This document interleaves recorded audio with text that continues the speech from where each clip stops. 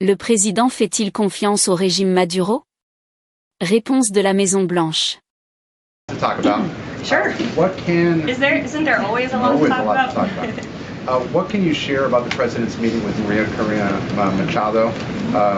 Is it underway? What can you share about that? And then also, the president said yesterday that Delsa Rodriguez was, quote, a terrific person. Does the president trust the remaining members of the Maduro regime? I will say, to your first question, the meeting was about to begin as I was stepping out of the Oval Office moments ago, so my understanding is that it's underway right now. I know the president was looking forward to this meeting, and he's was expecting it to be a good and positive discussion with Ms. Machado, who is really a remarkable and brave voice for many of the people of Venezuela. So the president looks forward to obviously talking to her about the realities on the ground in the country and what is taking place. As for Ms. Rodriguez, the president did speak with her directly this week. As you know, he revealed that to all of you yesterday. And Secretary Rubio and the administration have been in constant communication with Ms. Rodriguez and other members of the interim government in Venezuela. Caroline, is it still the president's assessment that it would be very hard for Ms. Machado to leave Venezuela because he says she lacks the respect and support in that country? And will he raise that with her today? I think the president's assessment that you just pointed out was based on realities on the ground. It was a realistic assessment based on what the president was reading and hearing from his advisors and national security team. And at this moment in time, his opinion on that matter has not changed.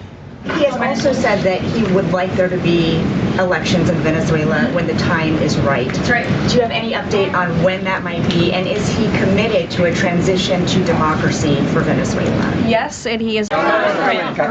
Caroline, two separate questions. Sure. On the Machado meeting first, what is it that the president feels that he needs to hear from her or from the opposition party that he hadn't heard prior to today or he wanted to hear in the meeting to be able to convince him to commit to some sort of a timeline for elections? I'm not sure the president is going into such the meeting with expectations like you just laid out, Fran. I don't think he needs to hear anything from Ms. Machado. I think generally this is a meeting that the president was willing to take and willing to accept to meet Ms. Machado in person and to just have a frank and positive discussion about what's taking place in Venezuela. That's all. And on the subject of Greenland, Jeff Landry, the president's special envoy for Greenland, wasn't in the White House meeting yesterday.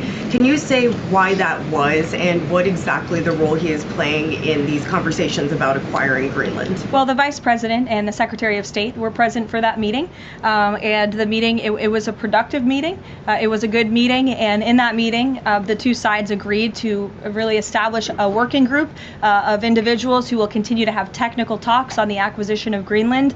Those talks will take place, I'm told, every 2 to 3 weeks, so this is a conversation the administration intends to keep having with the Danes and with the respected delegation from Greenland, but the president has made his priority quite clear.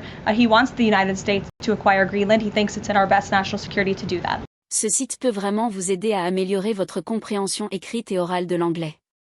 Grâce à l'IA, il découpe les phrases en segments faciles à comprendre. Vous pouvez régler la vitesse, mettre en pause ou revenir en arrière pour saisir chaque phrase. Le site propose des traductions dans 20 langues, rendant l'apprentissage plus simple. Il suffit d'entrer en nieste.com dans votre navigateur. Essayez-le dès maintenant.